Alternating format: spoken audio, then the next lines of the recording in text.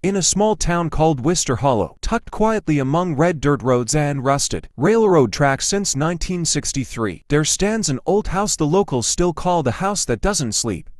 Not because it's haunted. There are no white shadows drifting past the windows, no midnight screams, no doors creaking open on their own, but the house waits, a wait so long, even time itself seems to have stopped on its weathered wooden porch. And it's not waiting for you or for me, but for a man who never came home. The house belongs to Edna Mallory, frail, silver-haired, with eyes that always seemed fixed on the end of the road. She had lived alone since the summer of 1944, after she waved goodbye to her husband, Captain Thomas Mallory, as he climbed into a military truck. He kissed her one last time. Man said, "I'll be home by Christmas." But Christmas came and went. 1 year passed, then 2, then 3. Every evening, Edna sat on the porch, just as the sunlight filtered through the oak branches. Beside her, always, was an empty chair.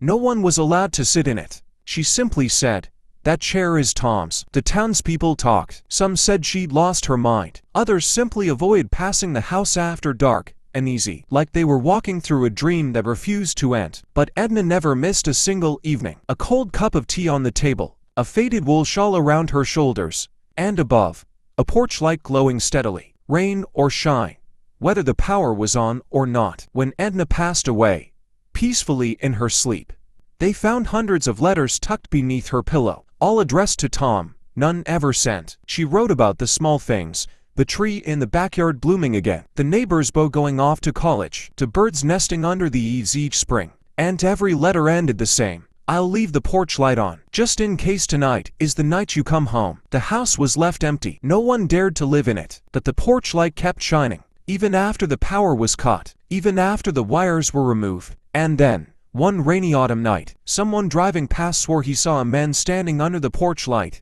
an old army coat, a steel helmet, staring silently at the roof. When he turned the car around, there was only an empty rocking chair, gently swaying. Everyone thought the story had ended, until a roofer found a letter tucked in the rafters, caught between the boards. Edna's handwriting, shaky with age. "You've come to me so many times in my dreams, Tom, but I've never had the courage to ask, why didn't you knock on the door?" From that night on, the rocking chair next to Edna's began to move at dusk, even when there was no wind. People say it's just a legend. Small towns need a little mystery to feel alive, but I believe some loves don't die, even when both hearts have stopped beating. Not every ghost is something to fear. Some are just love, unfinished, unforgotten. So if one day you pass County Road No. 9, near Worcester Hollow, slow down, look toward that